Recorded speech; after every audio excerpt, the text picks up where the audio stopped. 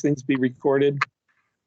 I don't think that municipal aggregation or the subcommittees have to be recorded, but I think that I've been instructed to. Okay, well, you've got the record going now, I guess. So this is the municipal aggregation subcommittee meeting, May 19th. Jonathan Chaffee, Woody Rose, Greg Ames, Clifton Below is the chair. Tad Montgomery is a city staff.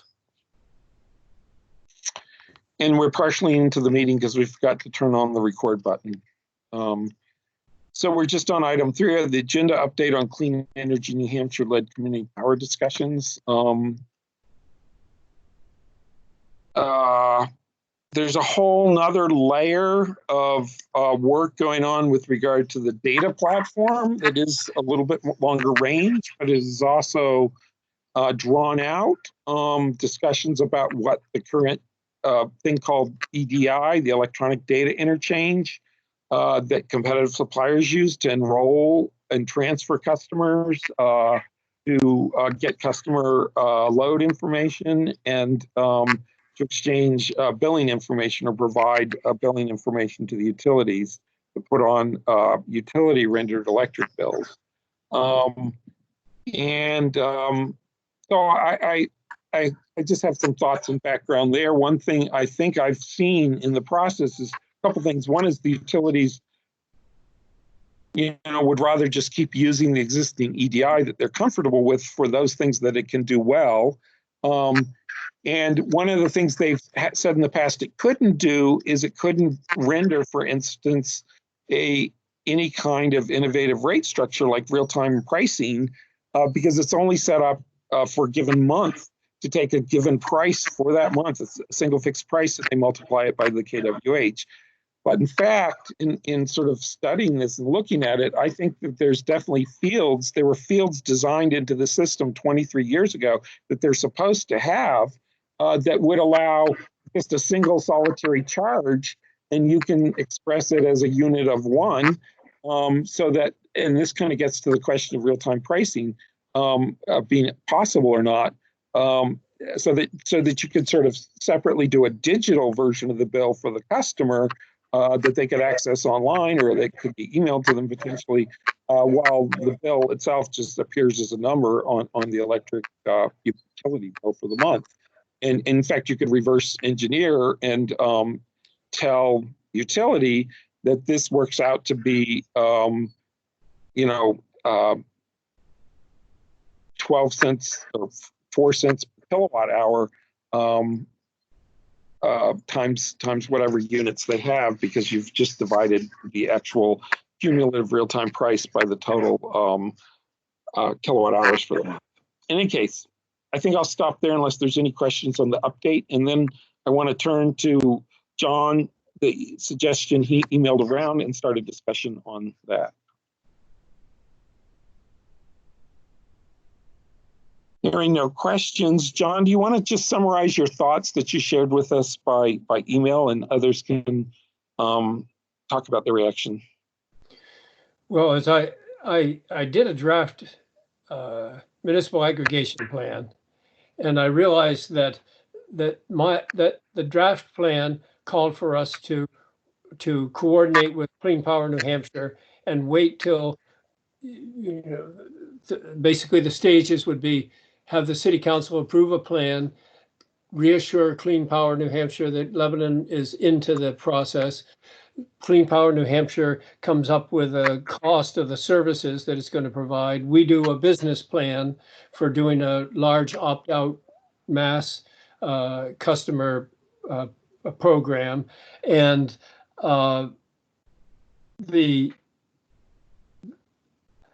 business plan gets passed by the city council, and then we proceed sometime in 2022 to work with Clean Power New Hampshire. And then at a later date, we create our opt-in pilot program that was the original conception of Lebanon Community Power. So what occurred to me as I thought about, do I include in the aggregation plan, do I include a sub-plan, a sub-description of this opt-in limited program? I thought, why don't we go ahead and initiate the opt-in program before the opt-out program? And the reasons being that Community Power New Hampshire is never going to provide the logistical support for our pilot. It's not broadly subscribed to. It's not the other participants in clean power aren't particularly interested in this aspect of municipal aggregation. So that whenever we do it, we're going to have a unique billing system for that pilot that will be different from the much simpler billing system for the fixed forward price opt-out program. So I thought, why not pursue? Would it be possible to get from AMRO an estimate of how many participants would be necessary in order to have any kind of data value, recruit a small number of participants, including the city, and launch a limited pilot with some sort of billing system and some sort of rate system that would meet the goals of the original PUC order, and do that ahead of the major opt-out program. And what we've been talking already about, the big problem with that is there any billing system that would work even for a small couple of dozen fairly circumscribed pilot program? That's the big question, I think. I think that's one of the big questions. Perhaps obviously critical path one, but it kind of goes along with the metering capability to make this meaningful. Meaning you actually have a customer based on their own load shape responding, getting pricing based on that rather than the class average load shape, which was always sort of assumed to be part of this. So, before I launch in, Woody and Greg and Tad, what are your initial reactions to this? Woody here.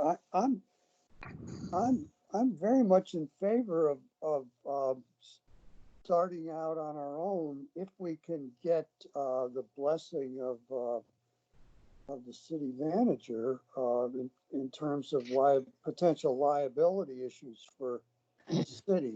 If we can somehow present a case where our liability is contained and it passes muster with Sean, then I think the idea of launching a pilot that complies with the original deal that we had with Liberty and the PUC, I think it's a good idea, and I don't see it happening this time of use. I don't see that happening anytime soon with Community Power New Hampshire, Clean Energy New Hampshire. So I'm in favor of this baby step, I would call it. Greg? Yeah. Oops.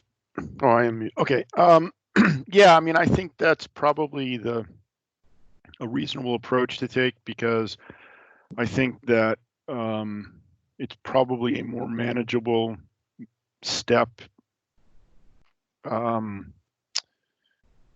It's a baby step, excuse me, to get to the ultimate end goal. And I think that you have to do what you have to accomplish to do an opt-in program is essentially none of it's throwaway material, so you're gonna have to do it anyway.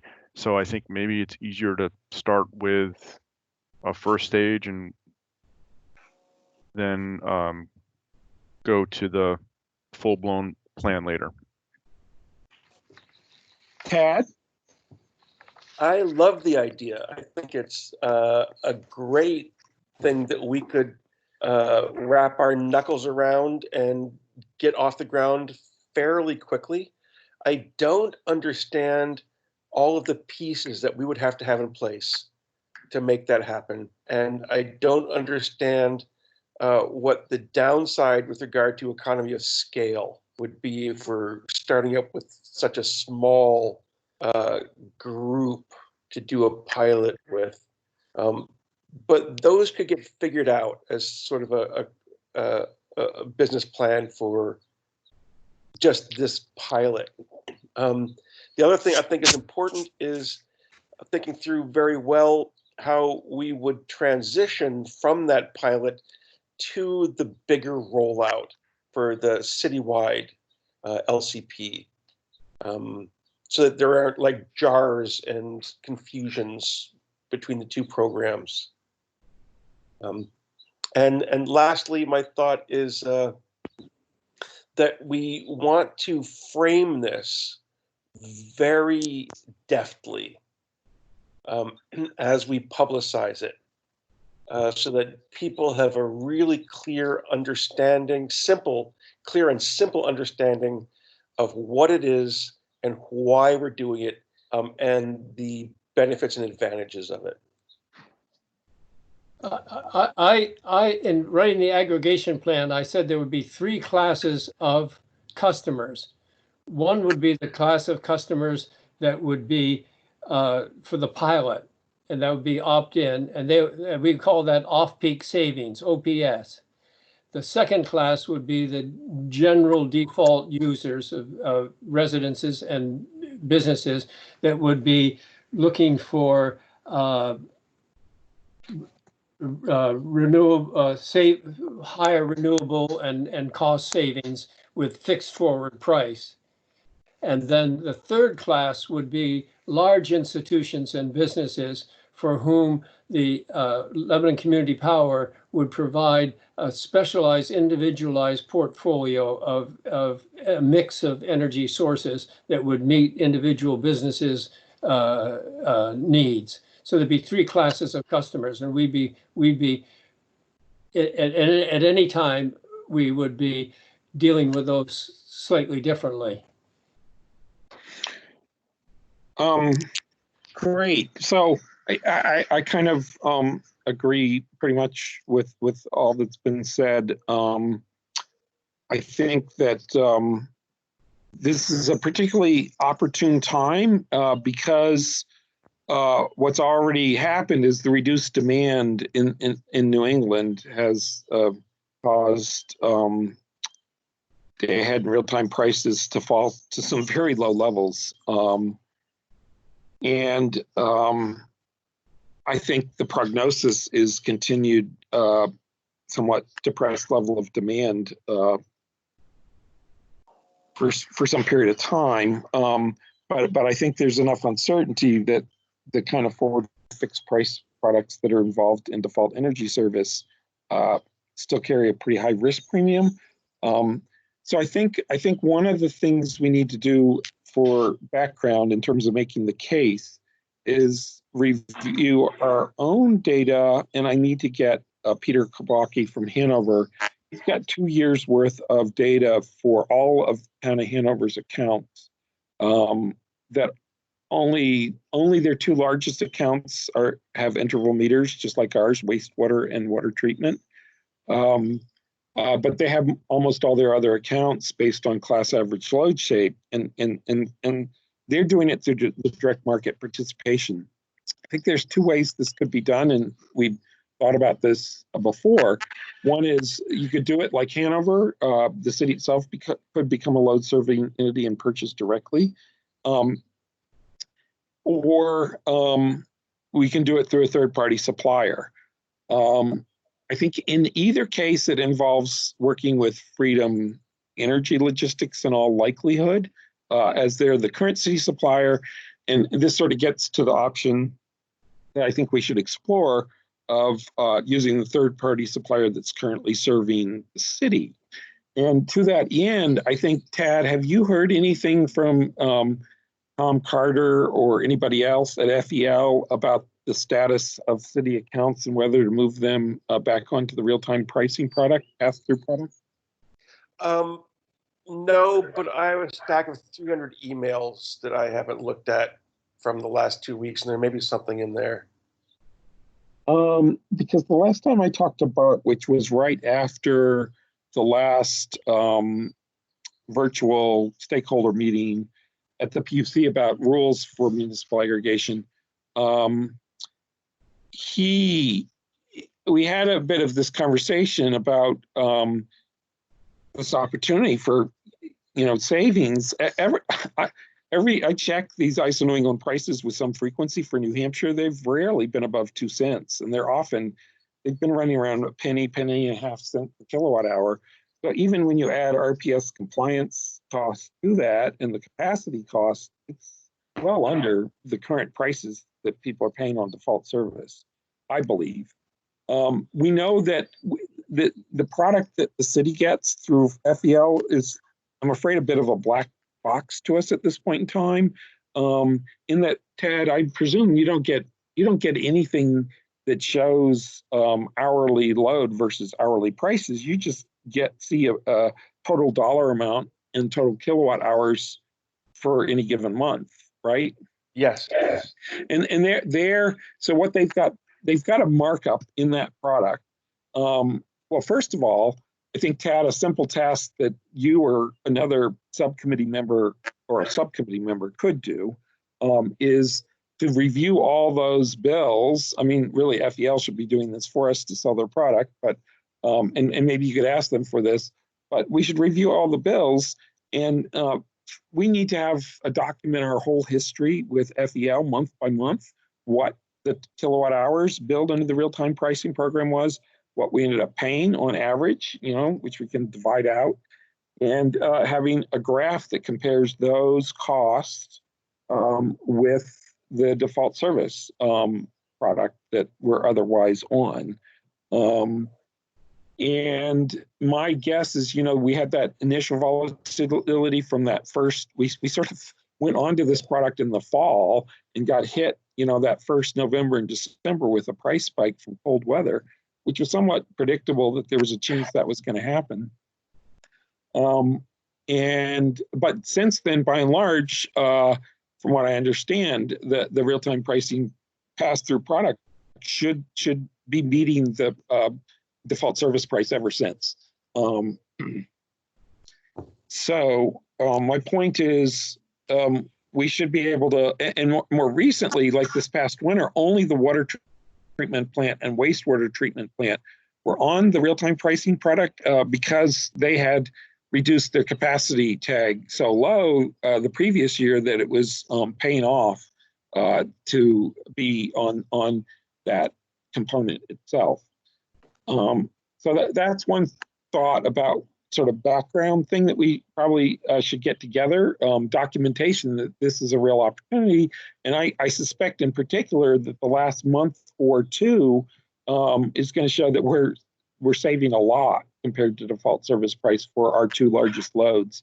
And this is the conversation I briefly had with Bart, shortly before Tad when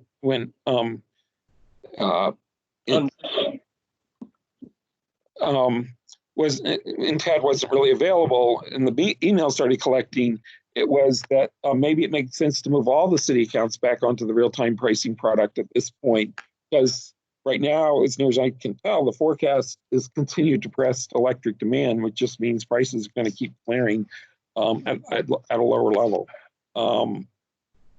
And his reaction was, yeah, now might be a really good time to do it, and I'll have Tom reach out to Tad. That's why I'm asking. I'll put that on my list. Okay, thanks. Can I interject another question that came up Sure. from me, which was, if the city is tied into these PPAs for our solar output, does that leave that leaves leftover usage, like the wastewater treatment plant, the water treatment plant, aren't necessarily have to be included in those PPAs and could be part of a real-time pricing experiment? Well, no, they're perfectly compatible. That it doesn't. To my mind, there's no contradiction between the two. Though we have to spell out how it works. I mean, there's two choices in terms of how it works. First of all, that is behind the meter. So it is, we're paying what we're paying for the power behind the meter. If during some hours we export to the grid,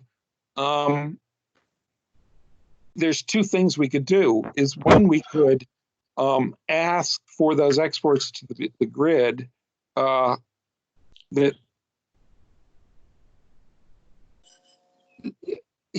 well, let me back up. Essentially, when the PUC ordered Liberty to work with the city to develop a pilot, a real-time pricing pilot, what Liberty was thinking was that this was going to be a small scale thing of maybe 100 to 200 customers. And I actually think at this point, maybe that's the right target to aim for. And the city itself could, be 40 or 50 or 60 of those 1 or 200 accounts. And if we and there is an approach to minimizing risk. One is either offload it to the competitive supplier that has sort of a product like this now, or alternatively, do like Hanover does, which is they're paying the bill directly. I mean, we could do it directly or possibly through. Ted, do you remember the name of the supplier? It's First something. First Point. First Point. I think that's it. Yeah. So one possibly, they have some kind of software in that they are doing this for a relatively small number of customers, but large ones. And so one of the things that I thought we could help demonstrate, I mean, we're already demonstrated with our water and wastewater where we have interval data, is that we can curtail load at times of system peak, and that pays off in spades the following year. And all along, Liberty was in agreement with us that in order to make this pilot make sense, everyone who participates should have an interval meter. And their latest bottom line was, okay, we're doing interval meters for the battery pilot, and we're doing interval meters for the EV rate. They've said we could use the same interval meters, but with the $5 per month charge for the communication, which is, sort of sent me down the route and us down the route of saying, no, it should be much lower cost than that. And in fact it is, but not at the small scale necessarily that Liberty's doing it at. But one thing they'd said is, because the PUC said the cost of the pilots could be recoverable separately, that, they'd be willing to go into the PUC with us and say, this cost of $5 per month for the extra metering is a cost of the pilot, and you should approve that it's going to be the cost of the pilot for 200 customers, and we'll just, pick up the tab on that. So I think that's still something we could fall back to. The other sort of solution to that problem that we have pursued is using the street lighting communication network to also support interval meters. Liberty's never quite agreed to that, but we're hopefully on the verge of resolving the current rate case such that we could at least deploy the communication system. I did write a letter to staff that, folks will remember last fall saying, here's a way forward on the real-time pricing pilot.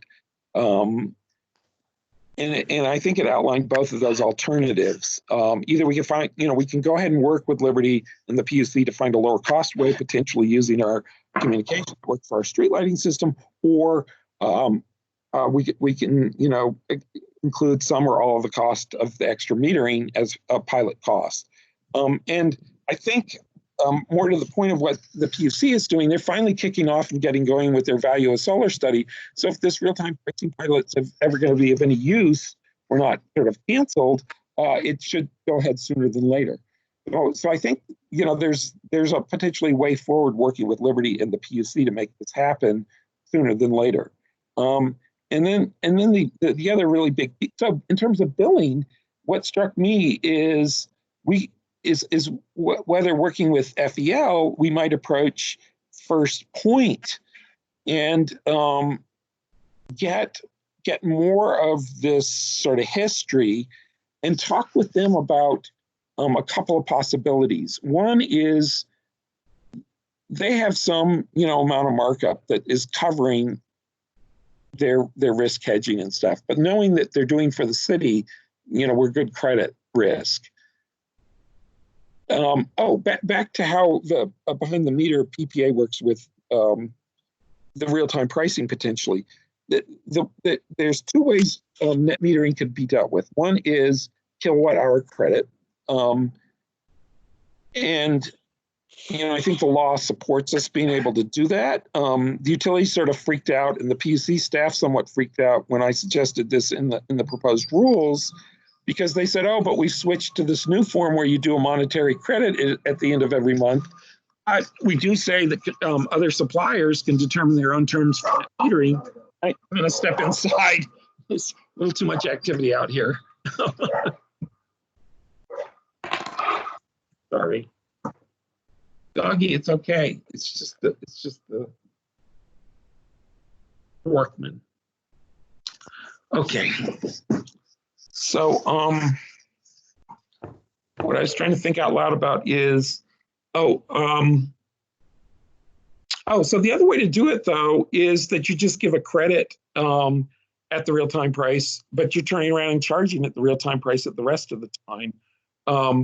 And the kilowatt credit hour credit only works if we have enough total load in the group that we can take any exports to the grid in any given hour and use that to offset the overall load for the group, which is exactly what I've proposed in rules. So it would be easier for the PUC to approve something like this in a pilot. So that's a reason I actually really like the pilot, because the pilot could prove out aspects of the proposed rule that the PUC is not ready to advance in rule form, but they have the authority to approve in pilot form. So the other piece is this that I proposed in rule form is that, for instance, if we have exports to the grid from net metered customers, whether it's a PV system or the landfill gas to energy project, at the hour of system peak for either transmission charges or the annual capacity tag, we could take the negative exports to the grid and use them to offset the consumption, the positive load for other accounts, such that we get charged either the transmission rate based on our actual net load at the hour of monthly system peak, or we end up with the total capacity tags for the entire group equal to the net load of the entire group. So for instance, if we've got 1.5 megawatts on load of the system, we've got, well, what we've learned from the landfill gas, it's not going to produce a megawatt because it's going to use a bunch of it behind the meter for the gas processing system. But so it's producing 800,000 kilowatt hours. And okay, let's say we have, also some PV, then, for a total of 1 million kilowatt hours, and whatever I said, the total load was 1.5 million, then the load at the hour of system peak would only be 500,000 because we wouldn't get out the export rate of consumption. And so that's sort of a key concept for what we need to make an intrastate wholesale market work, or a transactive energy system to work. That if you're reducing load on the distribution grid relative to the interstate transmission grid, you get credit for that. So here's a really good way to pilot that based on actual interval meters. And it's a good thing. It would be good to start it before landfill gas energy comes on, because it might produce so much onto the distribution grid that we don't have enough customers to absorb all that sort of negative load, if you will. But if we got a few large anchors that wanted to join in this pilot, which kind of goes back to who would be good participants. So one thing we could do with FEL is say, in terms of sitting down with First Light and saying how might we do this, is what if we could deliver some category of customers to you that does a pay-as-you-go approach to the billing, which is to say, like if the city did like Hanover does, And either we could do it perhaps with the city as a load serving entity, or do it through First Point. But First Point could reduce their markup because of the reduced working capital need, as well as the reduced credit risk, if you actually had customers automatically pay from their account twice a week, just like ISO New England is billing the load serving entity twice a week. And so people are only paying for electricity for 2 or 3 days at a time. So the bill's relatively small, but it's frequent. And for a customer, if you just ask for a 1 month deposit and you have 1 month deposit to get into this program equal to your electricity cost under default service, that's probably going to cover it under real-time pricing. And if the customer defaults and doesn't have money in their account to automatically pay their bill every week or even twice a week, then they have a short period of time to make up their money. In the meantime, you've got their deposit as working capital to actually pay that bill. And if they don't catch up in short term, we actually kick them back off of the real-time pricing program, and we have their deposit to pay anything that they owed before they left. And so in that way, we can, as a business plan approach, we can totally minimize risk. Either by doing that, either directly or indirectly, and or if the customer says, no, I really want to stick with monthly billing, it's like, okay, but there's going to be a higher markup because First Point is covering your credit risk if you don't pay after a month of accruing a bill, and they're providing the working capital, which is what's built into prices today anyways. Who do we think supplies 100 customers?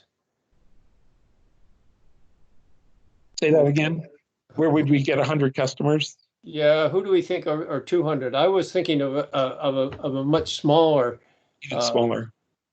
But so I know that it'll take for large businesses, for commercial industrial customers, C&I, it will take a year or so or 6 months for them to get out, even if they see an advantage, a financial advantage. It would take them some time to back their way out of their contract. Yeah, supply contracts. So and those, I'm sure that among environmental, I mean, there are probably a bunch of individuals who in the city, 30, 40, 50 individuals who would just do this on a lark as an environmental exercise. But as far as businesses, I thought we might get the school district. I don't possibly. Yeah. But as far as and the school district, for instance, has a whole lot of accounts. Yeah. So they could be, and even, I would do it with my business overnight if I could. 1 Court Street, and we're paying 3 separate meter accounts. So okay. And some of my tenants, I can easily imagine talking a couple of my tenants into it. So there, I might be able to bring 5 accounts plus my personal account, 6. So that's why I'm thinking like 100. If the city comes to the table with 50 to start with, it's not. Maybe that's possible. That we might sign up another 50 customers. And we have quite a list of contacts that we approached about buying tax credits that we could always go back to and broach the subject of this pilot. Right. There's a good 2 dozen commercial industrial contracts that John and I reached out to that I think would be interested. And I think we can put together a core. It's John's point. It's going to take people a while to get out of their competitive service agreements, but I think we can ultimately put together a core of supermarkets. Huh. And they would really benefit. They could really benefit. They want green energy. I mean, I talked with the price chopper guy, and he's interested in green energy. Yeah. So even there, like with Liberty's battery pilot, they they got oversubscribed, it's possible because there was going to be a bring your own battery component of this pilot. And we had talked with them about making similar kind of use rates potentially available distribution rate component as well. That people could do bring your own battery. That might be another reason to attract people onto the real-time pricing pilot if they could come onto it and make use of a battery with their system. So yeah, I think there's some possibilities there, and I think it's possible to structure it so that there's minimal financial risk to the city one way or the other. But I think even in terms of approaching businesses, that's why we need to get our the first and foremost element to the business case is what could this potentially save? So if we can quantify that for our own 2 accounts that have been on real-time pricing for a while, as well as some of this information from Hanover, we can help make the case that that this is worth doing.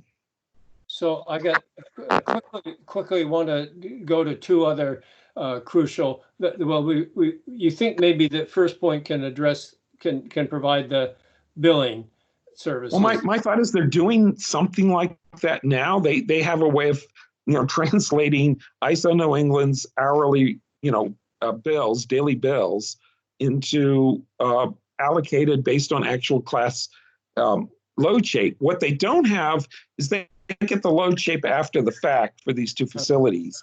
But what we would want to do for the pilot is upgrade those 2 facilities to meters that give you the contemporary use. And actually, for that scale account, the extra $5 per month is nothing for the metering compared to the savings. So yeah. So, but it's not interval. It's not really interval billing. It's looking at the average load, the average load shape. And no. For the R2 plants, it's based on their actual load shape. It's just that they don't get it on a daily basis. They get the load shape information once a month. Then my last sort of question is, what about administration? This would probably require some portion of a city employee to administer, even if it's a fairly small program.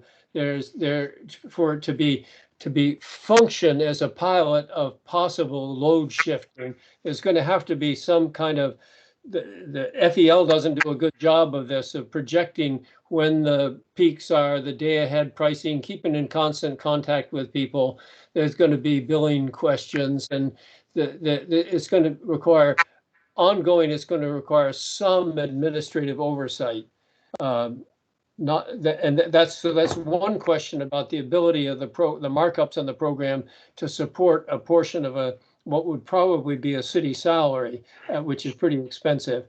And then the second is, do we have the capacity as volunteers to take the steps to begin to launch this, or are specifically you, Clifton and Tad, too absorbed with ongoing responsibilities to actually shift and put time and effort into this?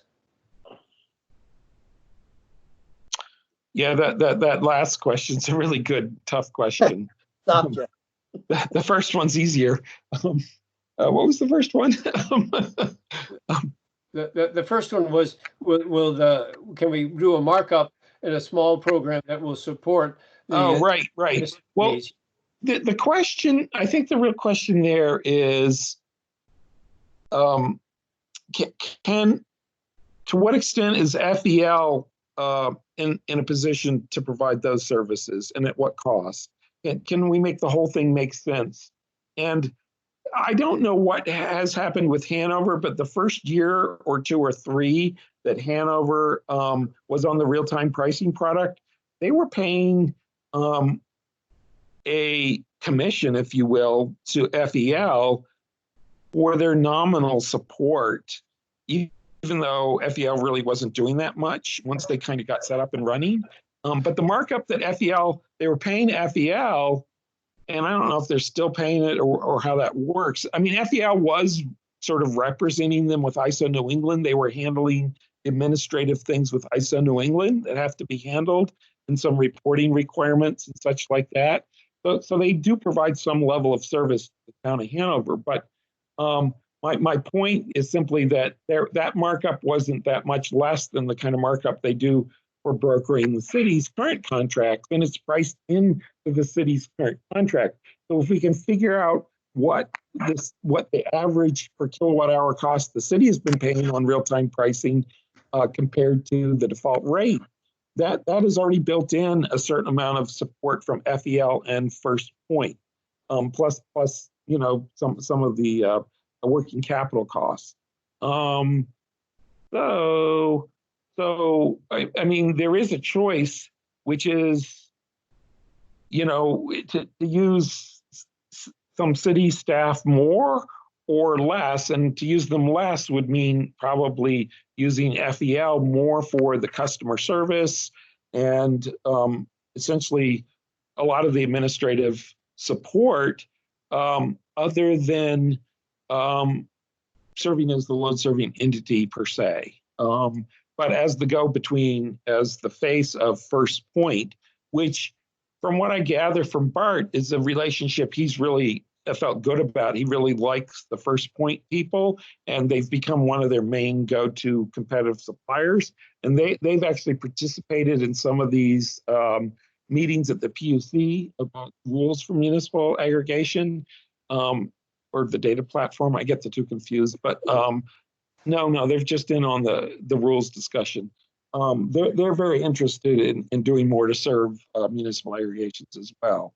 So we'll be able to buy services, but what about in the investigative stage of this, the feasibility stage, and even creating those records of what the costs have been that Sean will have to see and other businesses will want to see before we're buying in. I mean, that's not nothing. And right. Well, we do also have this $60,000 CDFA grant money, some of which can go to this specific purpose. Right. What do you think, Tad? I think we need to think through all the different things we want to use that for, both locally and offer to the New Hampshire community power. The other thing that I'll throw into this, Clifton, I don't think I've told you yet. I am being put in charge of overseeing custodial services in the city. Oh, wow. That's a big job. Yeah. Well, it is and it isn't. I'm curious, what are they doing with that? Does that include the organizations like the police department that historically have run their own custodial services? At this point, no. At this point, it is just City Hall, DPW admin, but then other support services like what I've been doing for the other departments, library, police, fire, rec. Yeah. Can I step in just a minute? Sure. I back to what we were talking about, city resources being devoted or the time of city employees being devoted to this pilot effort. If we try and look at a bigger picture, do we want to have local expertise? Do we want to be investing in building some local expertise when we ultimately fold into Clean Energy New Hampshire proposal into a statewide effort? And my guess is no. My guess is this statewide effort will not be using what amount of city expertise is going to be useful ultimately when we become part of a statewide effort, and should we be investing in that? We may want to, or we may not.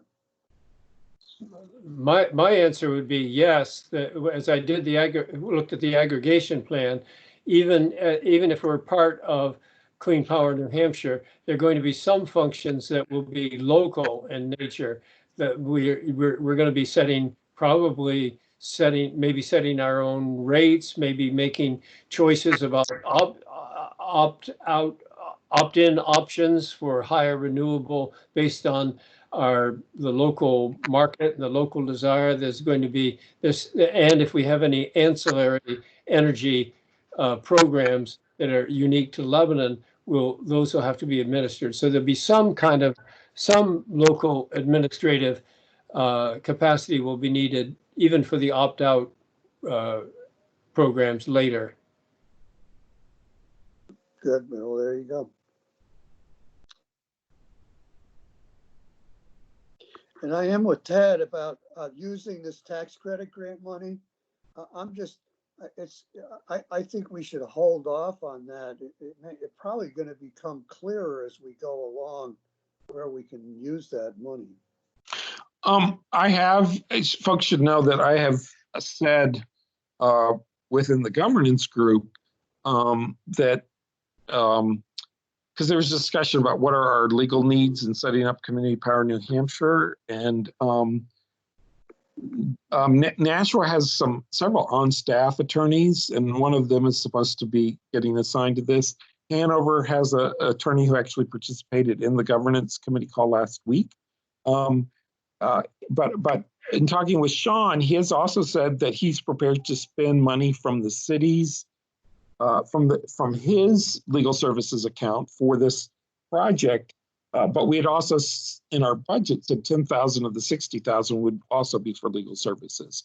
So he had told me that I could. That was matching money. That was matching money from the city in the budget. That wasn't out of the budget. That was what the city was going to contribute in terms of matching money to the overall budget. Oh, really? Yeah, John's right there. Oh dear. Okay. Well, Sean's still committed to that.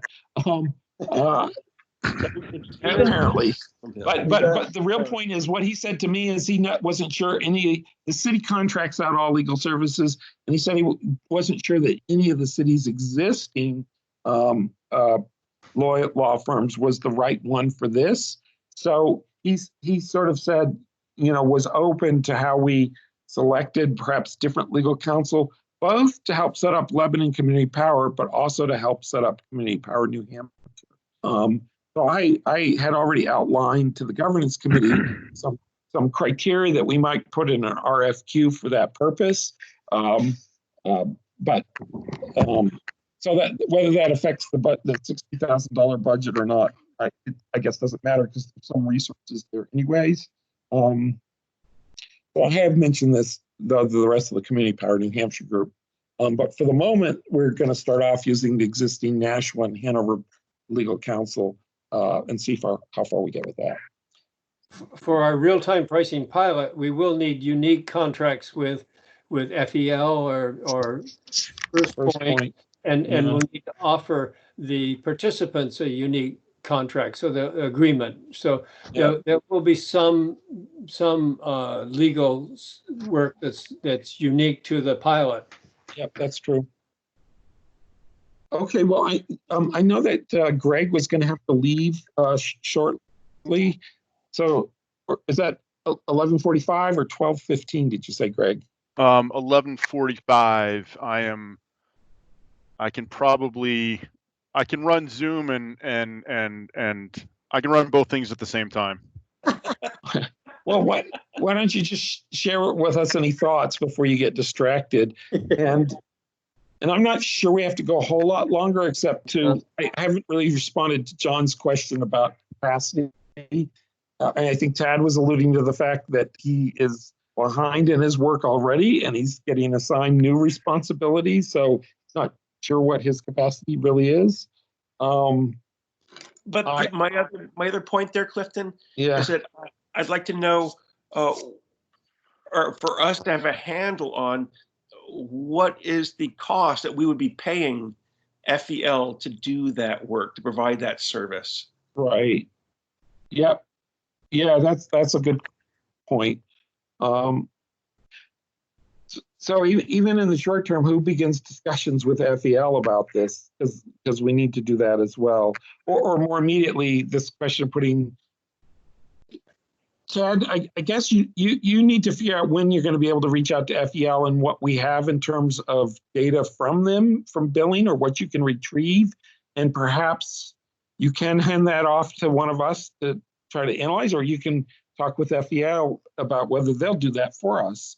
But also talk, one of us needs to touch base with them, whoever speaks with them next, that this is what we're thinking about doing, and are they interested in exploring this with us?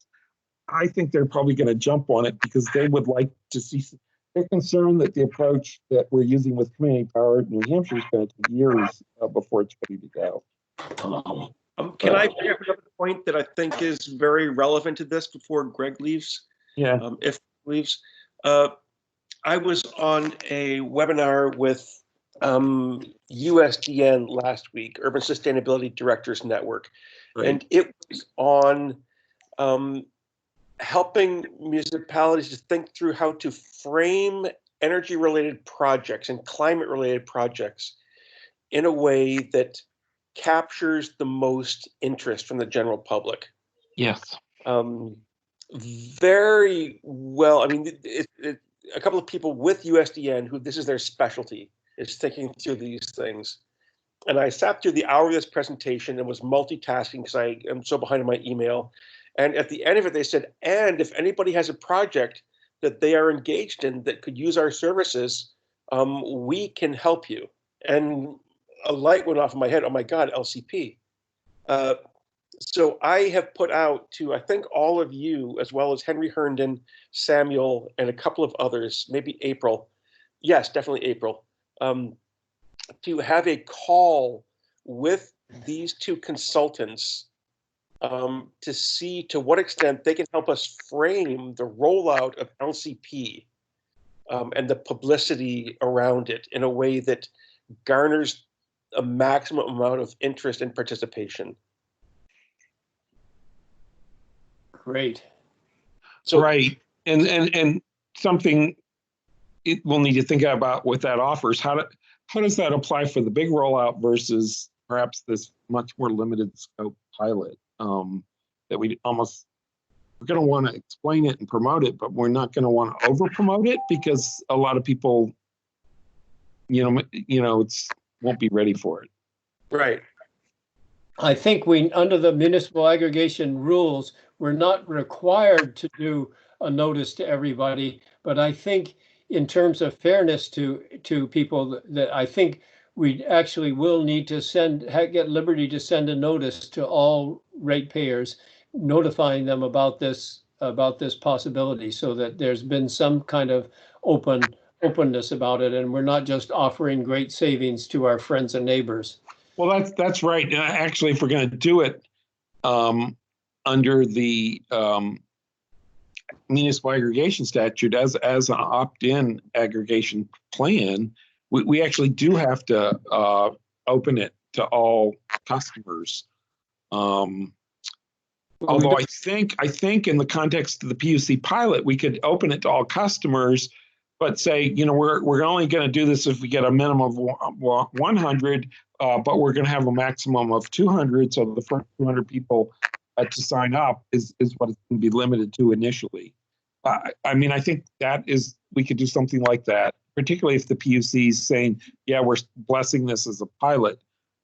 Because that was the other piece of it to do it under this whole approach. We do actually have to have a plan that goes, a pilot plan that also goes back to the PUC with Liberty for the PUC's blessing, if you will. So I think it has to meet the requirements of the statute too on municipal aggregation. The plan does. So I think. Yeah. But though the good thing in here, so there is a cost which we may want to preserve in our existing budget. Is the law now says that Liberty has to give us the names and mailing addresses of all the customers in the city, so we can do a mailing. So the city may need to do that mailing. But Liberty might do it. It might send it out as part of their bills. I mean, we might be able to get Liberty to send out the way they, the battery pilot, to send out a notice about this. Yeah. So it's kind of weird. I'm one of those people that switched to automatic billing, so they just take my payments every month anyways. Yeah. And I never look at the inserts anymore. I haven't seen an insert in years. Yeah, me too. Okay. I get them. You get them electronically or download- paper? Electronically. Yeah, you can Huh. download the PDFs and read them that way, but I haven't done it. Yeah. Well, okay, so we've got a thought about the path forward in the relative near term, and we all kind of like the idea of moving forward with this. I think we need to present this to the FOLIAC, summarize it, and I will follow up on reaching out to Peter Kubaki. That's one thing I can do, and I can touch base with Bart. Although I'd like Tad to have a chance first to review and see if he's got any emails from FEL. And who wants to do what before our next meeting? I'm volunteering to write a plan. I might write out a sort of a critical path, kind of things that we'll have to do. Okay. I'm willing to work on number crunching to try and justify this with the city accounts that are currently on the two water treatment and wastewater. See what we've been saving. If I can get the data, I'll present it, or tell me how to get the data. Got that, Tad? Yes. I'll be your guy, Tad. You just got to tell me where I can get the data. So Woody, maybe you, I, and Clifton should have that call together with FEL. Mm-hmm.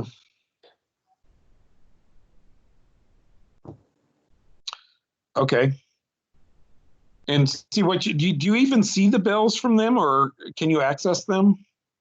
I'm sure I can access them. I don't see them. Okay. So nobody's entering those into a spreadsheet or anything like that at present. No, but remember we had talked with FEL back in January? Yeah. And they again promised that they'd be getting us monthly reports on savings. Right. But I've seen nothing from them since then, unless it's in my stack of 300 emails. Okay. Okay. Okay. Very good. So maybe go ahead and search for them soon when you get a chance. Yeah. And okay, so Tad and Woody can help coordinate on that. I am supervising our janitorial services, which is doing a lot to prepare for the COVID-19, putting in touchless faucets next week. I put in touchless soap dispensers, a couple of those yesterday, and I need to put in a couple more today. I'm sorry, I've got a lot on my plate, but I feel like this is something we can do to actually make some real progress. Because I think some of the other stuff is just going to take a while to play out and shake out. I mean, the statewide efforts. Yeah, the statewide effort, the legislative effort, the rulemaking effort, the data platform, the data platform is years Let's go back away. to what we've got in our pocket now. Yeah. Who would like to be on that call with the USDN about framing and publicity? I think I would. Okay. And that, yeah. It's a bit, yeah, perspective. But okay. So Clifton, you also? Well, if it works out, I don't know. Yeah. Okay, if it works out.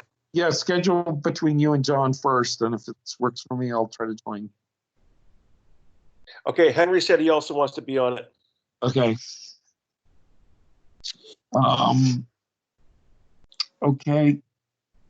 Well, I want to be sensitive to Greg's time constraint. Are there further thoughts? I guess we maybe should try to schedule another one of these as soon as we've got at least some data to look at. I mean, I'd like confirmation that we're actually seeing savings that are enough to make this worthwhile. Get people excited about it. Yeah. Because if the data doesn't support that it makes, financial sense, there's no point in spending a lot of time on it. But I think it will. I think it will show the business case for it. I think, though, Clifton, that we are in a very strange anomaly period right now in terms of electricity prices. Yeah, and we need to start collecting intelligence on that. But I'm actually going to participate in the competitive electricity. What are they called? CES, Competitive Electricity Services. CES, the city's former supplier, is having a New Hampshire-specific market outlook for electricity supply webinar tomorrow afternoon. So Right. I signed up for that. There have been a number of these going on in New England, but from what I've seen so far, I mean, the forecast is, we're in the biggest depression since the Great Depression. It's not at all clear how the world's going to recover from this. And, we still probably haven't even hit the worst of it in this country yet. There are risk factors for the economy rebounding strongly and causing a price spike, I suppose. But I don't know. I don't see it happening. I think we're in for some tough times for a few years. Yeah, and there are already talks about staff cuts at the city level. Right. So, I mean, that's the thing about at the city itself. All the more reason if we can produce savings by moving city accounts onto real-time pricing product, we can do it.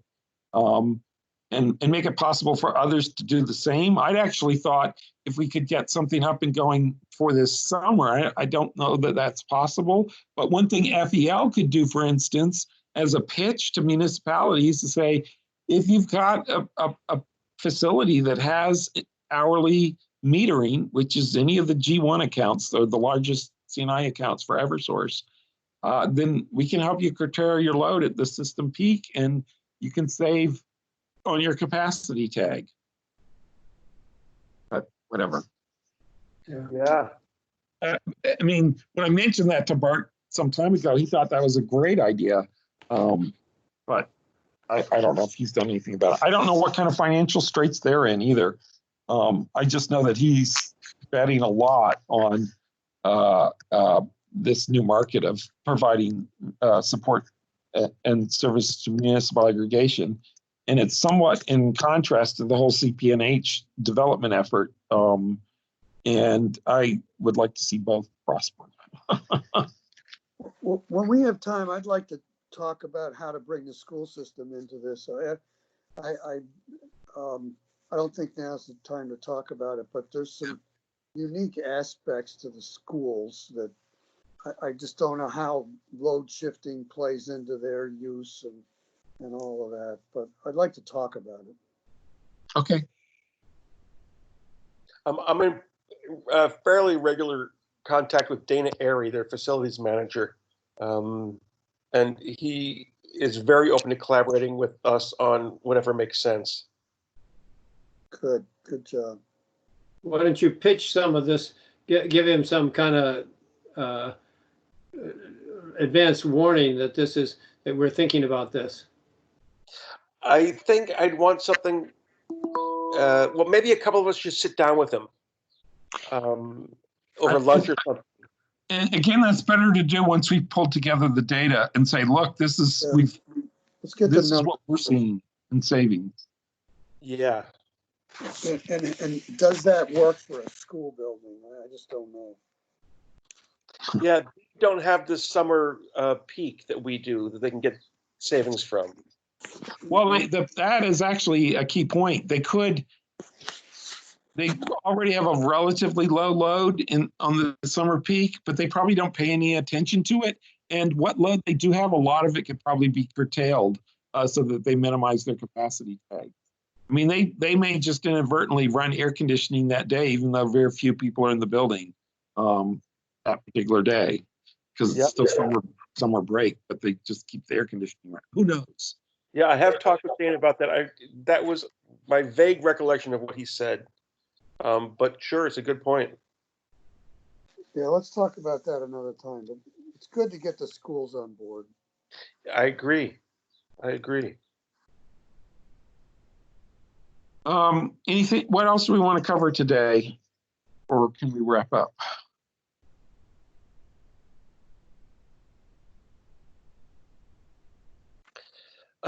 That's all that I've got, Clifton. I will schedule that meeting with John and you, if you're up for it, and Henry with the USDN folk. I have I sent them the NHMA article, and I think the most recent slide deck from Samuel or from Henry. Okay. To get them up to speed on what this is all about. Okay. And because it's national, they did have some familiarity with municipal aggregation already. Yep. And I'm going to go ahead and work on the aggregation plan for the opt-out program. I don't think that there's the opt-out program. There's no urgency about that, but I think that it could be presented to the city council and passed and forwarded and other Clean Power New Hampshire members could also work on theirs and just at least signal their serious intention to participate. So that good. Is that in the SharePoint folder? Yeah, I don't think anybody has to spend time. I'll kind of think about it, and then I'll ask for people's input about things that are unclear. Okay. John, my suggestion is that you prioritize the opt-in program that we're now starting to focus on, because that can move ahead so quickly, and we're going to need to present an aggregation plan to the city council to get their approval for that as well. I could do that. I mean, I have that whole structure in my head from reviewing, so I could work on an aggregation plan for the opt-in program. Yeah, I think that would be great. And I'd started to address parts of that in the draft that I previously had as well. That was really more geared toward the opt-in as well. The original draft. Yeah. Which is also in the SharePoint folder. Okay. Thank you, John, for sparking all of this. Yeah. Very much. Makes a lot of sense. Well, we'll see. Something that's good job. Juices flowing. I could entertain a motion to adjourn. I'll move to adjourn. I'll second. Moved by Woody, second by Greg to adjourn. Roll call vote on adjournment. Woody. Well, what about next meeting date? Do we figure that later? I'd like to set that as after we have gotten some of the data together. Okay. Maybe talk to FEL first. Help with that data massaging, right? Woody is. Yep. I'm going to help gather data. Yes. Okay, good. Okay. Roll call. Yes, I'm ready to adjourn. John. Yes. Greg. Yes. And the chair votes yes. We are adjourned. Thank you, and see you Thursday. See you guys. Okay. Hey, Thanks. Tad. Yes. Can you send me a soft copy of your